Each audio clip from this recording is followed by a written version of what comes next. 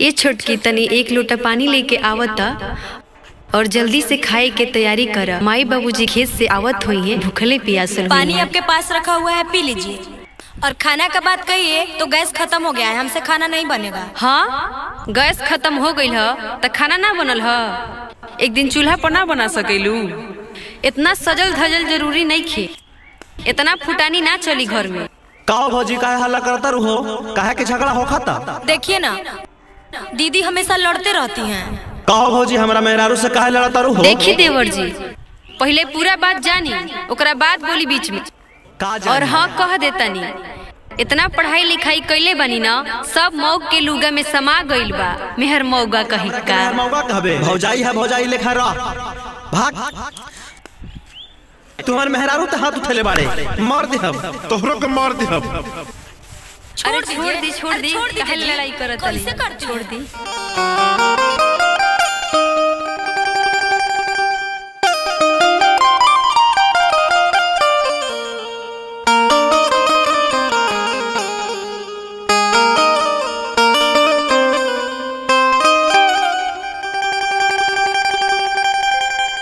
अरे कइले बा लड़ाई भाई भाई, रोवाता रे बाबू माई हो राम, रोवाता रे बाबू माई हो राम।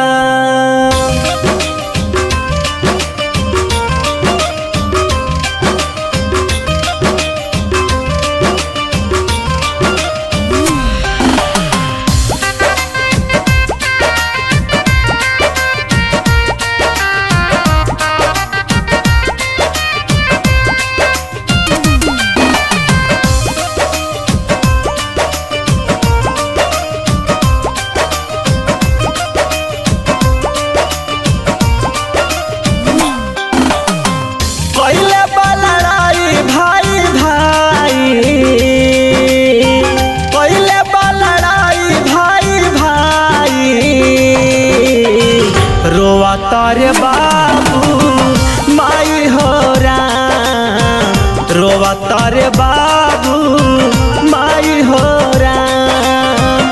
अन्य धन यही जे रह जाई, अन्य धन यही जे रह जाई, रोवाता रे बाबू माई हो राम, रोवाता रे बाबू माई हो राम। कइले बा लड़ाई भाई भाई, रोवाता रे बाबू माई हो राम, रोवाता रे बाबू माई हो राम।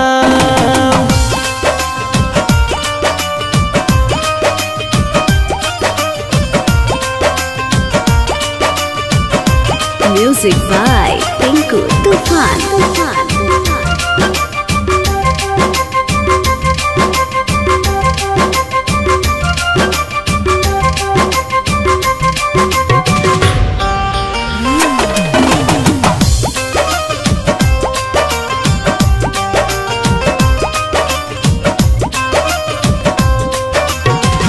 एक एक कोखिया से जन्मल बावे दोनों बेटावा, ममता बराबर दिहले माई और बापावा।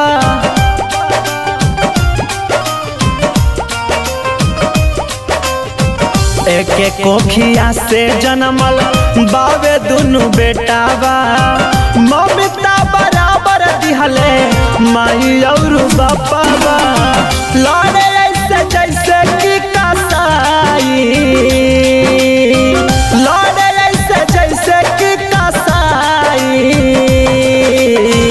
रोवाता रे बाबू माई हो राम, रोवाता रे बाबू माई हो राम। कइले बा लड़ाई भाई भाई, रोवाता रे बाबू माई हो राम, रोवता रे बाबू माई हो राम।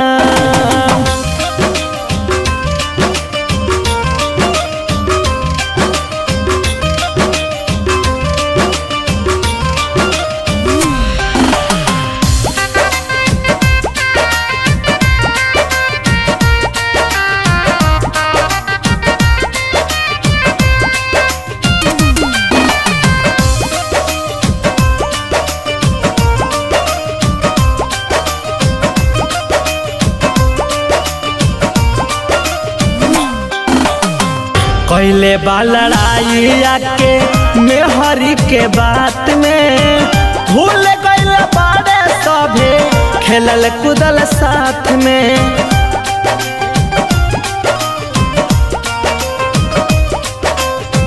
पहले बा लड़ाई आके मेहरी के बात में भूल गइल बाड़े सभे खेलल कूदल साथ में।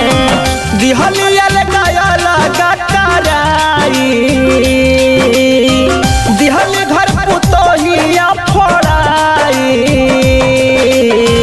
रोवता रे बाबू माई हो राम। रोवता रे बाबू माई हो राम। कइले बा लड़ाई भाई भाई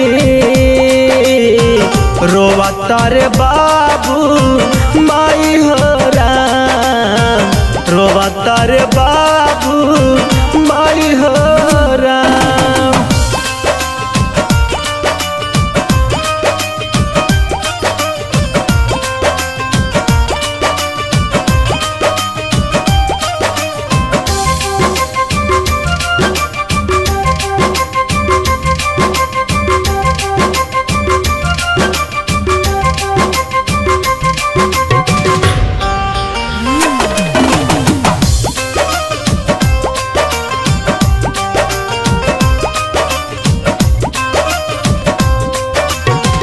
एक संगे रह के दोनों भाई जे कमाई बा सोच नहीं पबला तबन सुख दोनों पाईबा।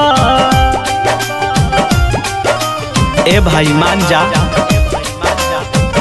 एक संगे रह के दोनों भाई जे कमाई बा सोच नहीं पबला तबन सुख दोनों पाईबा। मोनी लाल दाना समझाई संतोष मुकेश दा समझाई रोवता रे बाबू माई हो राम। रोवता रे बाबू माई हो राम। आन धन यही जे रह जाई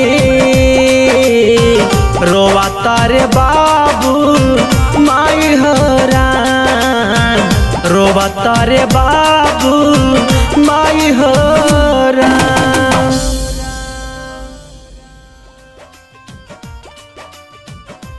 Music by Tinku Tufan.